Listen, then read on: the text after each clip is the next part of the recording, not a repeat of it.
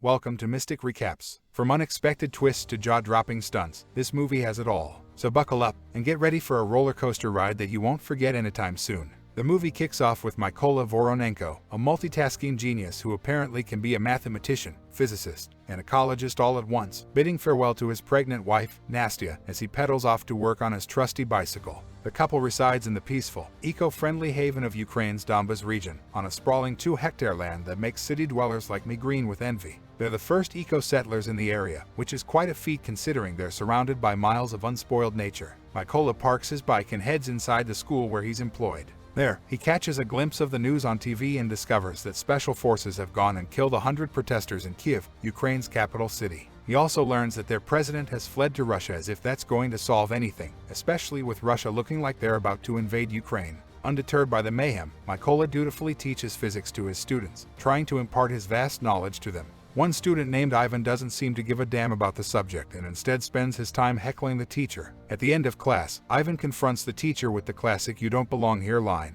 Meanwhile, Mykola has his usual morning commute interrupted by armed men near his land. No big deal, right? He just heads to work at the empty school like it's any other day. But surprise, surprise, he's the only one there. As Mykola checks the news, he realizes that chaos is spreading as Russian forces invade neighboring areas. He hops on his bike and races home to check on his pregnant wife. Unfortunately, his fears are confirmed when he sees her being beaten by the same armed men from earlier. And they're not done yet. They ignore Mykola's pleas and proceed to burn down their house. But wait, there's more. Nastya, Mykola's wife, decides to take matters into her own hands and throws a stone at the attackers. The response? They gun her down in cold blood, leaving Mykola to witness the tragic end of his wife's life. We see the heart-wrenching scene of Mykola burying his wife, aided by 2 Ukrainian militia members. Mykola manages to retrieve the wooden crucifix his wife made for him before he left to fight. It's enough to break your heart, but let's soldier on. Mykola joins the Ukrainian militia, but the leader is wary of him. Can you blame him? Mykola's just lost his wife and suddenly wants to fight in the militia. Suspicious, to say the least. But Mykola expresses his eagerness to fight against the Russians and is given a chance to train. Turns out, being a pacifist doesn't give you much knowledge about guns. Who knew? Mykola gets some help from a woman in the militia who shows him how to disassemble and assemble a gun. Finally, something he's good at. During physical conditioning one night, Mykola assures his officer that he's no longer a pacifist and even requests the codename the Raven. 2 bad codenames are earned, Mykola. But hey, at least he's committed to getting revenge, right? The trainees are hit with the news that there aren't enough sharpshooters up front. To fill the gap, the officer asks for volunteers to step up and get trained. Sadly, only a few hands go up, and it seems like everyone's too busy perfecting their "I'm too cool for school" looks. But then, a ray of hope shines through as Mykola stands up and announces his readiness to take on the challenge. Unfortunately, the officer is quick to shut him down, reminding him that he can't even disassemble and assemble a gun on time. Ouch. Not one to be deterred, Mykola begs for a chance to prove himself, promising to finish the task in 20 seconds flat.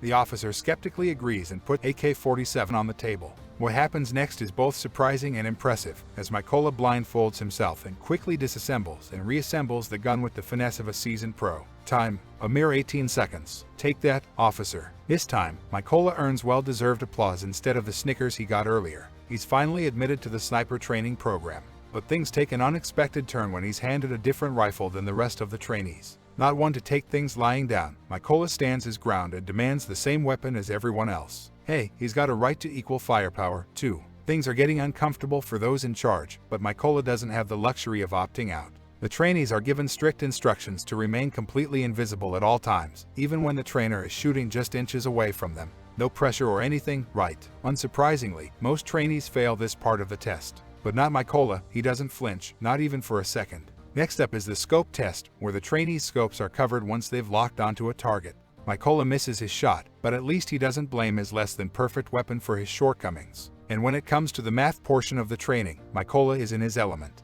He's got the answers calculated before his fellow trainees can even get their pencils out. Take that, math haters. All that math expertise pays off in the end, as Mykola passes the sniper's training with flying colors. It's no wonder his sharp mind and nerves of steel make him a natural. Before long, he's packing his bags and heading out with the team to a checkpoint that's been captured by the Russians. No biggie, right? Just as the team is about to execute their plan, a car approaches the checkpoint, causing a momentary pause. The lieutenant colonel intervenes and prevents the trigger-happy soldiers from shooting, only to ask the occupants of the car to show their passports. The couple is eventually allowed to leave, but not before the guy's passport is confiscated by a stubborn Russian soldier who just won't budge. Chaos ensues as the couple tries to retrieve the passport. The girl is physically assaulted, and the guy gets shot with a gun. The lieutenant colonel then gives the green light for the team to take out all the Russians. Mission accomplished. The lieutenant colonel congratulates the team on their first successful mission, and they all head back to their command post, hoping for some well-deserved relaxation. Mykola, one of the team members, goes in search of his friends and fellow trainees, only to be told that they're on a separate mission. He later finds out that one of his friends has been brutally killed by a sniper. But duty calls, and the team is sent on another mission, this time setting up explosives and concealing the trigger with a leaf. As the Russians approached, Mykola is shocked to see one of his former students among them. Talk about awkward. Will he betray his former pupil or stay true to his mission? Only time will tell. Mykola's arch-nemesis Ivan, the troublemaking student, finally meets his match when the explosives go off, wiping out all the Russians in the area, including Ivan. Trying to comfort Mykola, the lieutenant colonel brushes off Ivan's demise as just another decision made. But wait, there's more. During their downtime, the lieutenant colonel pulls out a photo of his family, and Mykola can't help but ask for a peek. As the lieutenant colonel proudly shows off his family photo, he reveals a secret that his wife and daughters have no idea what he does for a living. According to them, the colonel is on a business trip agreement. When the lieutenant colonel spots Mykola's crucifix, he mistakes it for some superstitious trinket.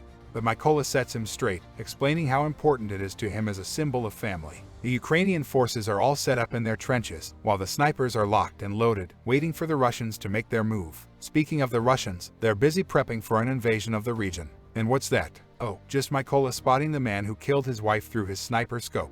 He turns to the lieutenant colonel for permission to take the shot. Despite being told to stand down, Mykola asks for permission again to take the shot, showing his eagerness to go for it. When his request is turned down, he can't resist the opportunity and takes the shot anyway, hitting the Russian in the neck and killing him. Looks like following orders wasn't his strong suit, but at least he got the job done. The officer, on the other hand, is probably regretting not being more forceful in his command. Unbeknownst to them, a Russian elite sniper named Sari is also on the scene, ready to spot their location.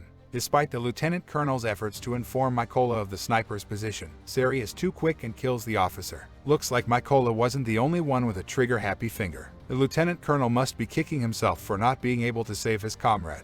With the weight of the officer's dead body on his back, Mykola courageously faces the Russian onslaught and manages to find a trench for cover. Though he makes it out alive, the officer is not so lucky. Mykola can't help but feel guilty for the death of the officer who believed in him and gave him a chance to serve. Looks like Mykola's reckless actions came with a heavy price to pay. Despite being warned not to, Mykola's emotions get the better of him and he goes for the kill. But now, to avenge his fallen comrade, he must track down the sniper who pulled the trigger. He sets off on a solo mission, spotting 2 snipers in his sights. He could eliminate them, but not without getting hit in the arm first. After resting, Mykola receives a call from the Brigadier General, but he can't spill the beans just yet.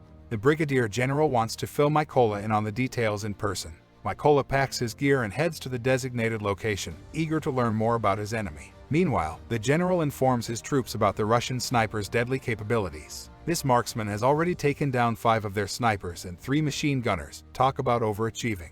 The Russian sniper is a force to be reckoned with. They've managed to pinpoint his favorite shooting position based on his previous kills, but he stubbornly refuses to budge. One Ukrainian soldier suggests laying mines to catch the sniper off guard, but the officer quickly vetoes the idea. It's up to Mykola to explain why that's not the best course of action, given that he knows the area like the back of his hand. And let's be real, who needs mines when you have Mykola on your team?